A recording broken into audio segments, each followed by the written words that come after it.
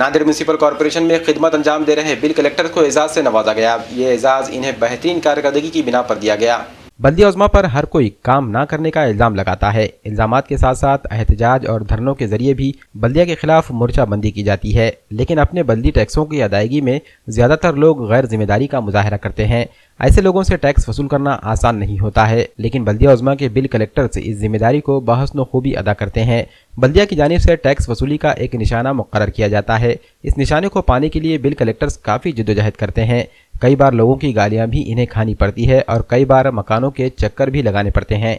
In तमाम मुसीबतों के बावजूद बिल कलेक्टर्स अपनी जिम्मेदारियों को अदा करते हैं। जिन बिल कलेक्टरों ने अपने टारगेट को हासिल किया, उन्हें बल्दिया उज़्मा की जानिब से एजाज से नवाजा गया। डिप्टी कमिश्नर अजीत पाल सिंह सिंधु के हाथों इन बिल कलेक्टर्स को फूल पेश किए गए और इनकी हौसला अफजाई की गई। इस मौके पर असिस्टेंट कमिश्नर मिर्जा रफत बेग व दीगर अहदेदारान मौजूद थे। नांदेड वगळा शहर महानगरपालिकेच्या झोन 1 ते 6 मध्ये शहरी भागात पूर्णपणे एक चांगल्या प्रकारची वसुली झालेली आहे।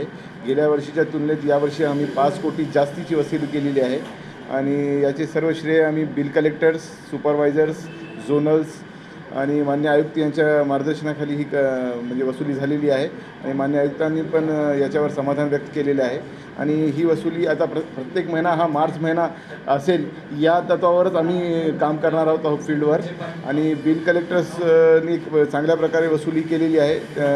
खरंच ते अभिनंदनास पात्र आहेत, कारण की बिल कलेक्टर्स हेच महापालिकेचा आर्थिक कणा आहे।